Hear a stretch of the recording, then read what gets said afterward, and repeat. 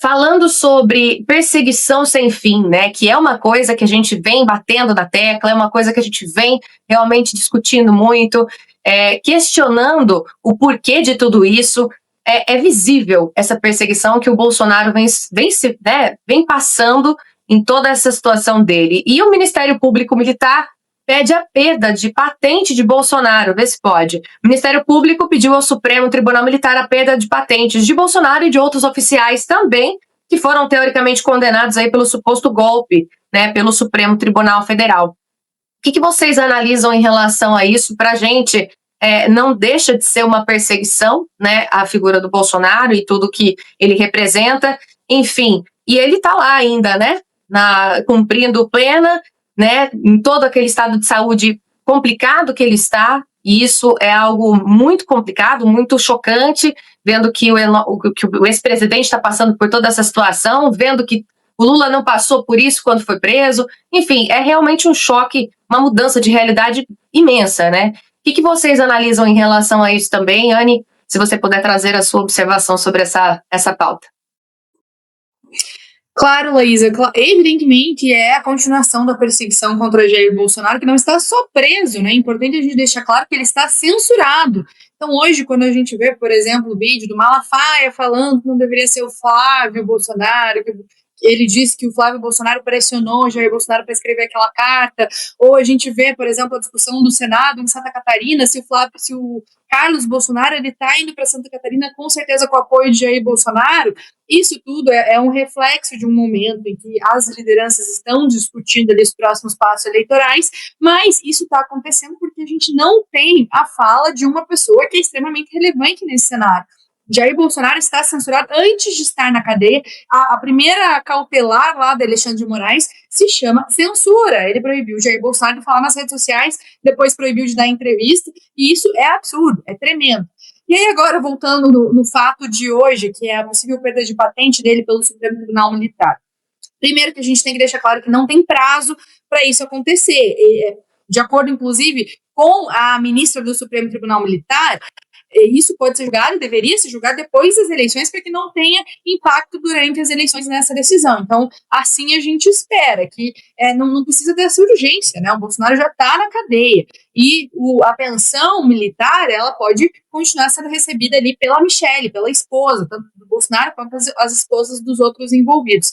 E a gente também tem um outro reflexo, que é o Bolsonaro, caso perca a patente, ele tem que ser transferido da Papudinha, que é onde ele está, que é uma prisão ali que é reservada para militares. Então, ele teria essa transferência e iria para uma prisão comum, que poderia vir a ser problemático, especialmente diante da situação de saúde de Jair Bolsonaro, que é um outro ponto que a gente não pode ignorar.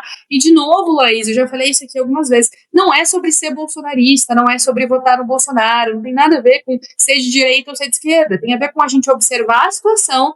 A gente está falando de alguém que sofreu um atentado contra a vida, né, uma tentativa de homicídio em 2018, e de lá para cá já passou por dezenas de cirurgia. Em dezembro, salvo engano, foram 3. Teve lá uma no diafragma, para paralisar o diafragma por conta da crise de soluço, daí teve uma retirada de hérnia, acho que 2 de diafragma e uma hérnia, isso só em dezembro, só na semana do Natal a gente teve 3. Então, a gente sabe das condições de saúde do Bolsonaro, fora o traumatismo craniano também por conta de uma queda que aconteceu dentro da cadeia, uma pessoa de idade avançada. O Código de Processo Penal diz que uma pessoa em situação de idade avançada e de saúde, ela pode sim ser redirecionada a uma prisão domiciliar, a depender aí da decisão do juiz. E, infelizmente, o juiz, nesse caso, é Alexandre de Moraes, que está negando todos os pedidos de domiciliar. Então, Laísa, para fechar o meu comentário e a gente ouvir a opinião da Isa, sim, se trata de uma perseguição e sim é mais um abuso, é mais ali uma situação extremamente problemática de um golpe que nunca existiu, de uma tentativa de golpe que nunca aconteceu, Laís. É importante a gente deixar isso claro também. De novo, não é sobre ser bolsonarista. Se é para falar de tentativa de golpe de Estado, que é algo extremamente grave, vamos falar sobre o que aconteceu no Peru, por exemplo. No Peru, houve uma tentativa de golpe de Estado quando o presidente ligou uma live falando que estava fechando o Congresso e tentou fechar o Congresso. O Congresso foi lá e afastou o presidente do Peru. Ele não deu um golpe de Estado, mas ele tentou dar. Está mais que comprovado, até que ele foi afastado pelo Congresso. Aconteceu algo semelhante na Coreia do Sul. A mesma coisa, o presidente decretou uma lei marcial para fechar o Congresso se reuniu de madrugada e afastou o presidente, que na semana seguinte sofreu impeachment. Também não foi um golpe de Estado, foi uma tentativa de golpe de Estado. Isso sim é tentativa de golpe de Estado. No Brasil, a gente não chegou nem perto de ver uma tentativa de golpe de Estado, sem falar em golpe de Estado, né? Que a gente sabe que não aconteceu e que acontece em regimes, inclusive, aliados ao Lula. Aliados, a Venezuela, golpe de Estado. A gente nunca viu o Lula falando que foi golpe de Estado. No Irã, golpe de Estado, a gente nunca viu. Essa semana, a gente teve o presidente da Bielorrússia, ditador da Bielorrússia, uma ditadura que está há mais de 30 anos no poder. A eleição dele, ele está desde 94 no poder. Antes de eu nascer, ele era ditador, ele é apoiador de outro ditador, que é o Putin. E o que ele fez essa semana? Falou que apoia o Lula, que quer ver o Lula no cargo depois da eleição. Ele não falou que quer ver o Lula eleito, ele falou que quer ver o Lula se mantendo no cargo depois da eleição. Isso é um ditador, isso foi um golpe de Estado. Cadê essa turma que diz que houve tentativa de golpe de Estado, apontando o dedo para quando um ditador apoia o Lula dentro do Brasil? Isso é absurdo, Laís. Toda vez que eu falo sobre isso me indigna, porque é tanta hipocrisia, tanta gente que fecha os olhos para uma realidade no Brasil e quer apontar o dedo para outra, que nos dá embrulho no estômago, né? Depois eu quero ver essa galera pagando tratamento de gastrite pra gente, de tanto que isso vai prejudicando o nosso estômago.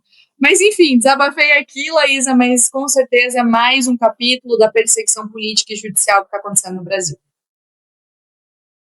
Com certeza, Anne. Realmente é de embrulhar o estômago mesmo. Não, a sua análise ela foi realmente muito completa nesse sentido, porque é visível que é uma perseguição política. Sabemos que tem esse prazo ainda a ser cumprido e tudo mais, mas a gente sabe, né, que infelizmente o Brasil ele tem esse retrato, né? E isso é uma pena, até internacionalmente, né? O Brasil fica conhecido como um apoiador ou até mesmo como o atual governo apoia esse tipo de regime, né? Ditador. Isso é realmente muito triste mesmo. E aí, para finalizar essa análise de hoje, Isadora, como que você encara essa pauta em relação a essa perseguição que o Bolsonaro realmente ainda vem sofrendo, mesmo sabendo de todo o estado de saúde que ele vem enfrentando e essa injustiça absurda? Bom, se eu pudesse resumir numa expressão, seria inversão de prioridades. Hoje a gente assiste a uma inversão de prioridades. Nós estamos diante de um dos maiores escândalos de corrupção da história do Brasil, que já superou em números a Lava Jato, que é o Banco Master. A gente está vendo outro escândalo de corrupção, que é a questão do INSS.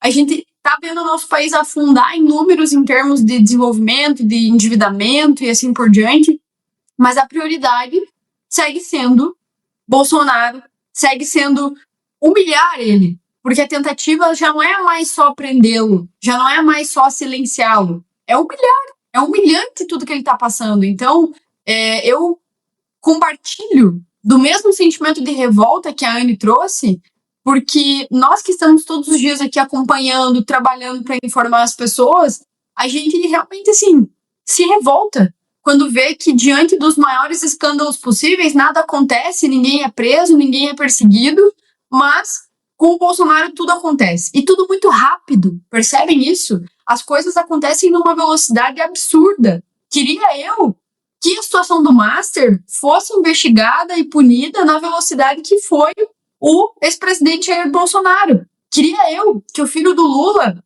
que tem ali indícios de participação no esquema de corrupção do INSS, fosse perseguido e preso, assim como o Bolsonaro. E a Anne foi cirúrgica. Para quem acha que quando a gente faz a defesa de Bolsonaro, a gente está falando que a gente é bolsonarista ou que são os bolsonaristas que defendem isso, gente, é quem tem bom senso. Eu que estudei direito, me dá uma vontade de rasgar o diploma, porque do que serve? Quando a gente percebe que as coisas estão completamente invertidas, quem deveria estar preso não está, quem deveria estar respondendo e devolver o dinheiro que roubou das pessoas não está solto ou está com uma tornozeleira em casa, numa mansão, enquanto o ex-presidente que sequer estava no local do suposto golpe está preso, silenciado, e, obviamente, é uma tentativa de enfraquecer o outro lado. Então, a manchete de vocês é perfeita, é perseguição sem fim. Porque tudo que eles queriam, eles já fizeram, né? Que é prender, que é silenciar. Mas eles continuam. Percebam que eles continuam. Tanto do ponto de vista de tentar humilhar ele, quanto de fragilizar a sua saúde. Então, assim, é completamente absurdo. Por isso que o trabalho de denunciar o que está acontecendo no Brasil, ele é extremamente relevante. O trabalho de levar, né, para os 4 cantos do mundo as coisas que nós estamos vivendo aqui, ele é muito importante, porque com a atual Suprema Corte, com a justiça brasileira, que é a justiça mais cara do mundo, importante citar isso, nós estamos, assim, à mercê mesmo de uma ditadura. Porque para quem que a gente vai recorrer? Se quem deveria estar protegendo o ordenamento jurídico, não só protegendo, mas aplicando a lei, né, a norma da maneira correta, está completamente, enfim, aliado a todos os escândalos de corrupção, ou no mínimo próximo, né? No mínimo é amigo de quem está envolvido, a quem a gente vai recorrer? Então, essa situação do Bolsonaro, ela traz, assim, um apelo para as pessoas. Acordem. Não achem que a gente defende o Bolsonaro apenas por ser o Bolsonaro. Não. É porque hoje é com ele. E ele é a maior liderança da direita no Brasil. Mas amanhã será com outro. E depois com outro. E depois com outro. E quando vocês perceberem, já será tarde. E nós estaremos vivendo algo semelhante o que a Venezuela, o que Cuba estão vivendo, onde as pessoas precisam sair do país. Então, é extremamente preocupante essa perseguição e, definitivamente, assim, nós temos esperança nas eleições desse ano como um ato de protesto. A gente vê as pesquisas como elas estão. Muita gente desacredita das urnas, mas, de fato, assim, a gente tem que seguir firme no trabalho de conscientizar de que isso não é sobre figura X ou Y. Isso é sobre um sistema que está afetando diretamente a democracia, retirando o principal líder da oposição do cenário. Então, essa é a minha visão sobre esse caso, Laís.